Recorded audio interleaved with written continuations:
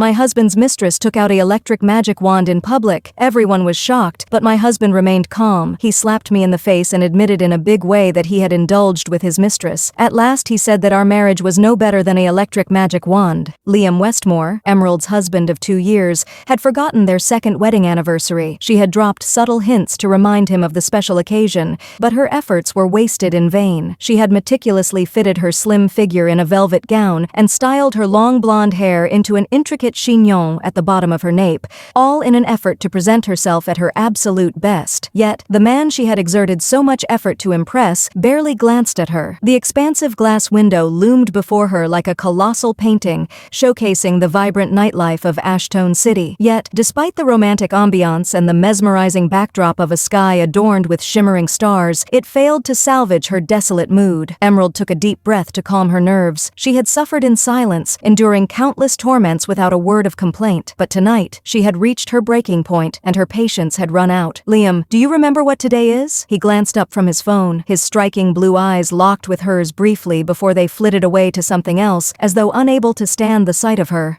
Sunday?" he replied with tangible indifference. Emerald's heart sank like the Titanic plummeting into the dark, unforgiving ocean depths. She had hoped for a moment he would remember, but the occasion had completely slipped his mind. This wasn't the first time he had forgotten something important, but on their anniversary, it stung even more. It's our second wedding anniversary." A flicker of realization crossed Liam's countenance before it faded, replaced by a vacant expression. At that particular moment, Emerald saw not a man worthy of admiration, but a man with a stone-cold heart. "I'm sorry. I've been so busy with work and stuff it slipped my mind." Emerald had anticipated the apology, for she heard those words too many times before, and each excuse had chipped away at her fragile hopes for him to change. She had always been the one to forgive, to mend the broken pieces in their relationship, but tonight something had shifted within her. In the past, she had been content as long as he apologized, but she was no longer the same Emerald she once was. The years of neglect and emotional distance had finally taken their toll.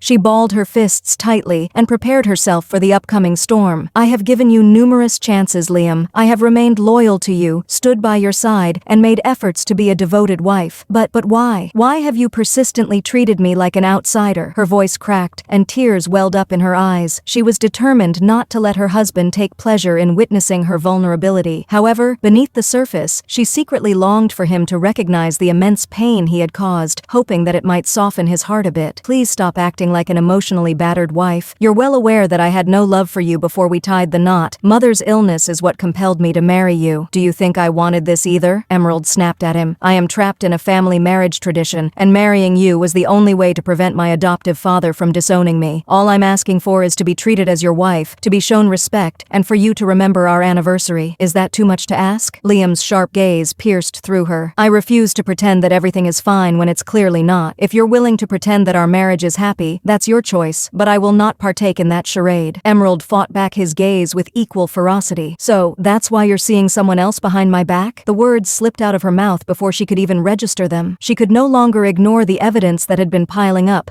the lipstick stains on his shirt collar and the lingering scent of a woman's perfume on his skin each time he went home. All signs pointed towards him having a mistress, and it was tearing her apart inside. Liam didn't even flinch, nor did he make an effort to deny it. His expression remained impassive, as if her words were of no consequence to him. "So what?" he sneered, lips curled in disdain. The words felt like a sharp blow jolting her awake. The corner of her mouth twitched as she struggled to maintain her composure. "So what? Is that all you have to say?"